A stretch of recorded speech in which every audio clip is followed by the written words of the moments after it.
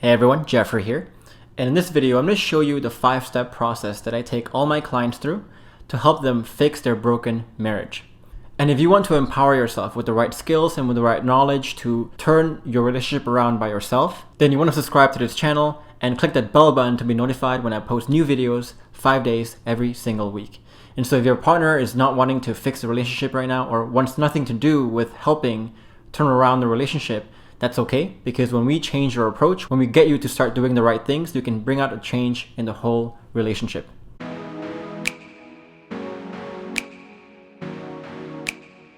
So how do you fix a broken marriage? There's so many levels to this, and when people are having a broken marriage, it can feel very overwhelming because it's not just one thing anymore. It's not just one thing that is destroying the relationship. It's a combination, it's a complex web of 100 things, of many things that are coming together. And when you think about this thing, when you think about fixing the relationship, you often think, I don't even know where to start. I don't even know where to begin. And so in this video, I want to help you clarify that in your head. What is that one next step you need to actually start fixing that broken marriage? So the first thing you need to understand is that you alone have the power to fix the relationship yourself. So a lot of people think that it always takes two to tango, that if my partner does not want to fix the relationship, then I'm kind of done for. But that's not the case. In fact, I've worked with over 200 couples to fix their marriage, and in most of those cases, it begins with one person wanting to break that cycle, break that negative cycle, and start to perpetuate a more positive cycle in the relationship. And the way you can see your power here is by looking at how this cycle goes in a negative direction. So let's say, for example, that your partner is angry right now. And when your partner is angry, you have a choice to how you want to respond. And if you choose to respond by also getting angry back, by getting sarcastic back, then you are choosing to perpetuate the cycle. And when you get angry back, that will make your partner even angrier. Your partner getting angrier will make you even angrier, and the cycle just goes on. And so you there made a choice to perpetuate the cycle of anger. But in that same interaction, if your partner is angry and you respond well and you respond by understanding how to calm your partner down, then you're choosing to break that cycle. And you're starting this more positive cycle where as you calm your partner down, then your calm partner will make it easier for you to stay calm and to actually resolve any differences that you have. And so that's one example of how you can really break the cycle. Just by controlling how you respond, you can really start to make the whole relationship a lot better as well. And so that's exactly what we're trying to do here, in that when we're trying to fix your broken marriage, all you can focus on is just on what you do.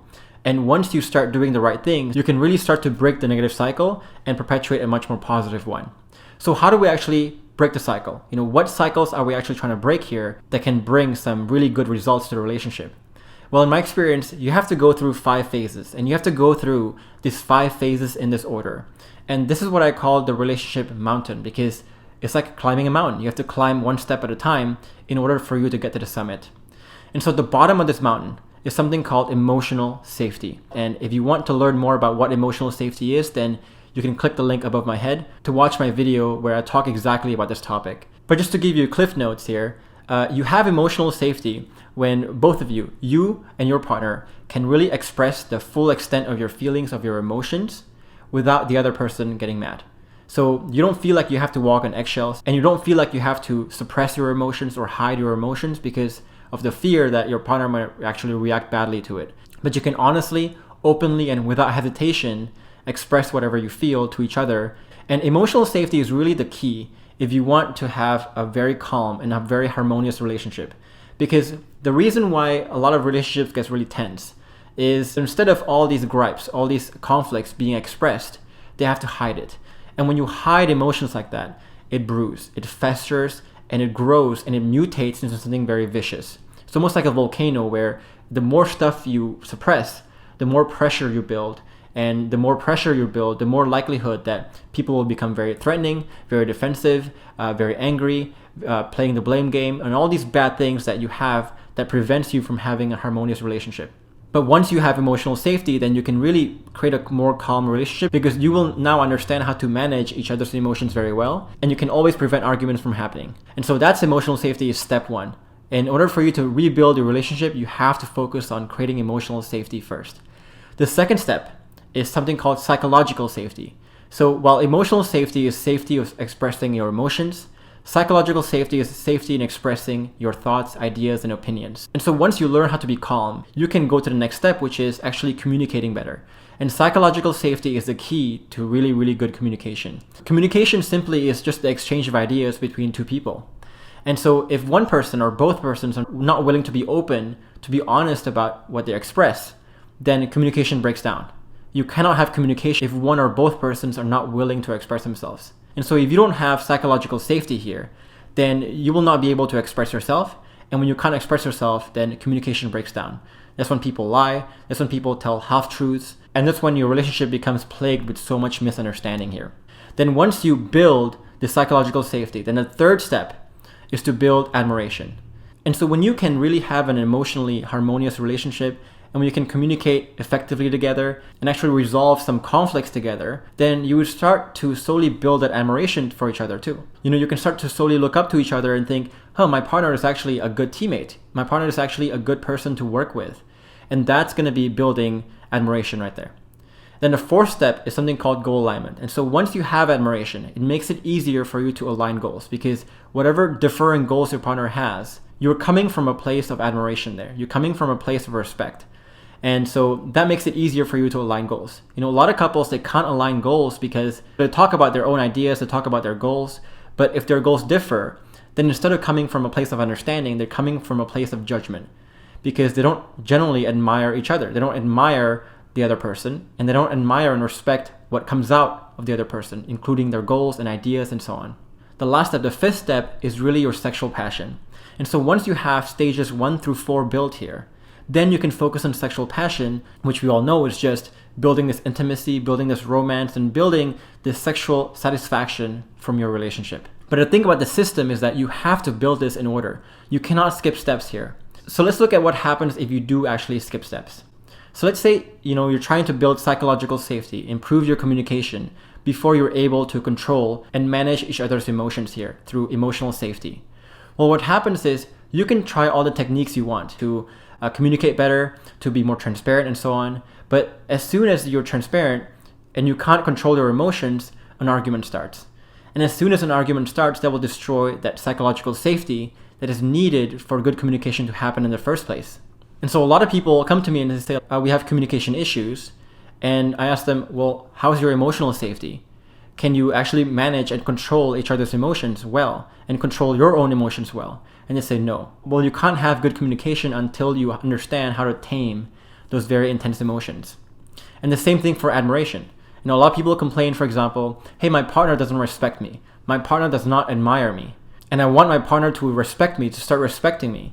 But really the main problem here is not that their partner does not respect them, but that they don't know how to communicate together. They don't know how to manage those emotions. So all these arguments and all these difficulties resolving conflicts makes it really difficult to see each other as teammates, to see each other in a good way, and to really admire and respect each other. And so you can't build admiration until you build emotional safety and psychological safety. And the same thing for goal alignment. So a lot of people say, my partner wants to do one thing and I want to do another thing, and our lives are always at odds. We never agree on anything. Well, my question to you is, do you actually deeply admire each other to where, if let's say your partner has a very differing idea than you, a different idea of how to do something, that you're coming from a place of admiration where you say, I really admire this person, I really respect what they have to say, and their ideas are different from mine. Let me discover why their ideas are valuable. So that's what happens if you have that admiration to begin with.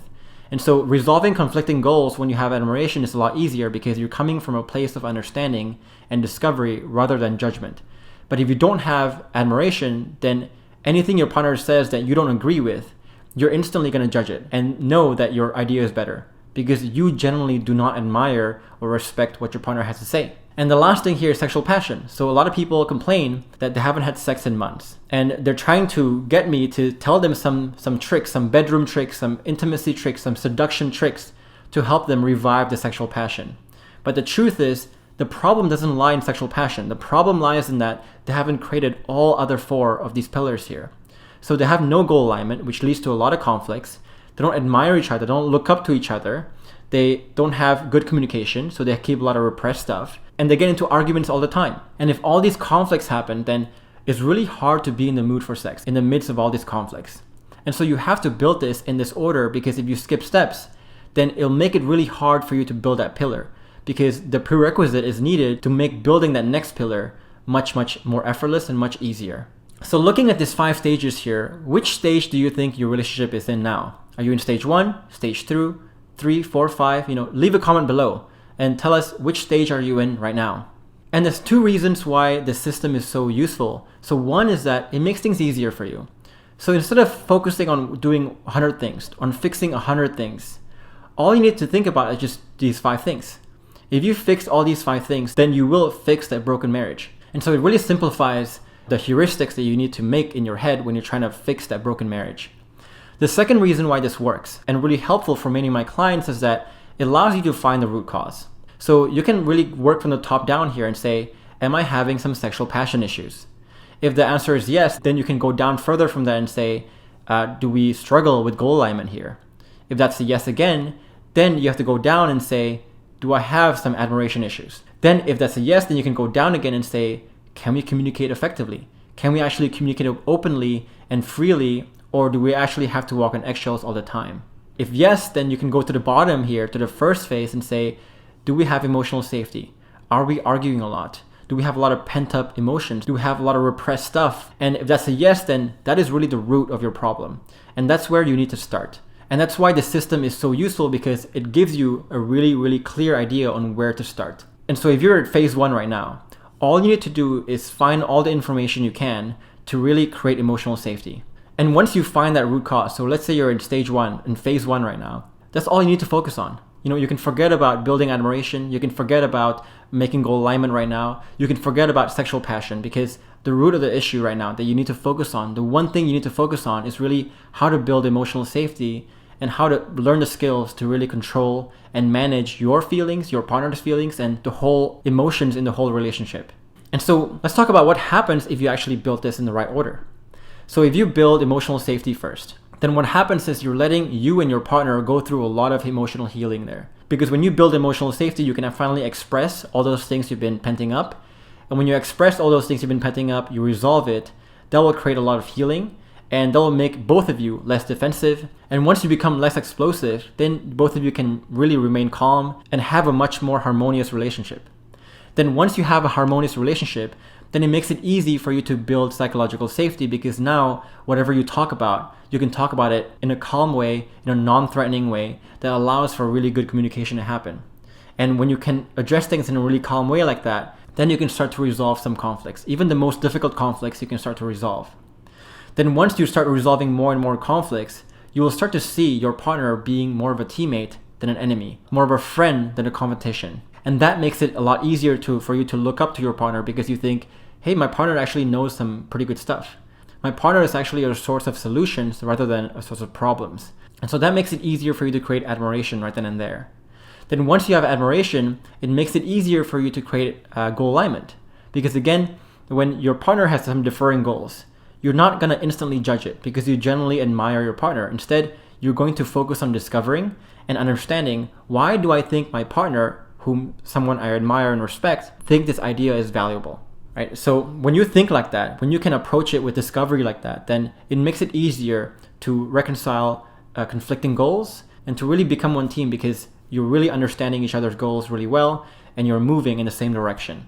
And once you move in the same direction like that and you have goal alignment, then all these 4 things, all the harmony, the great communication, the great admiration you have for each other, and also the goal alignment, will make a much more fulfilling, a much more harmonious relationship, where the desire for sex actually just comes naturally. And let's say that sex is broken, you can now talk about it. You can talk about sex, and you can use the admiration and the goal alignment and the communication skills and the calmness that you have to talk about, what's the problem with the sex here?